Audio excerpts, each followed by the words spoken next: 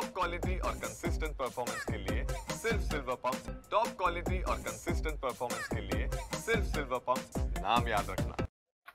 एकात्मिक विकास महामंडळाच्या अंतर्गत असलेल्या डहाणू तालुक्यातील घोळ येथील धान्य कोठाराला आज मध्यरात्रीच्या सुमारास भीषण आग लागली आणि या भीषण आगीमध्ये या कोठारातील 3064 क्विंटल धान्य जे आहे ते पूर्णतः जळून खाक झाल्याचं सांगण्यात येत आहे। एकूणच जर पाहिलं तर या ठिकाणी आग नेमकी कशी लागली, कुणामुळे लागली याचा अद्यापही साशंक आहे। मात्र एकूणच जर पाहिलं तर या ठिकाणी अग्निशमन दलाच्या 3 गाड्यांमार्फत आग विझवण्याचे प्रयत्न सुरू आहेत। अद्यापपर्यंत या तिन्ही गाड्यांनी 3 वेळा फेऱ्या झाल्यात आणि अद्यापही ही आग जी आहे ती पूर्णतः आटोक्यात आलेली नाही। आपण पाहू शकतो की या कोठारातील आग जी आहे ती अद्यापही या ठिकाणी भीषणपणे सुरू आहे आणि या आगीवरती नियंत्रण मिळवण्यासाठी प्रयत्न देखील अग्निशमन दलाकडून करण्यात येत आहे। एकूणच जर पाहिलं तर डहाणू नगर परिषद याची एक अग्निशमन दलाची गाडी आहे, तर अदानी डहाणू औष्णिक ऊर्जा केंद्राची जी अग्निशमन गाडी आहे ती देखील या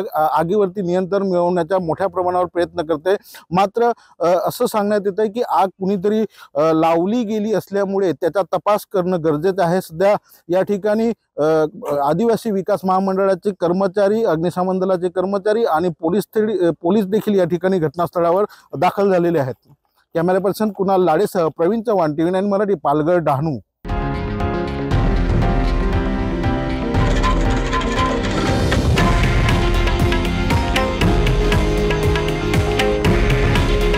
हे आहे देशातील नंबर 1 न्यूज नेटवर्क आणि आपण पाहत आहात TV9 मराठी। काळजी तुमची, हित महाराष्ट्राचं।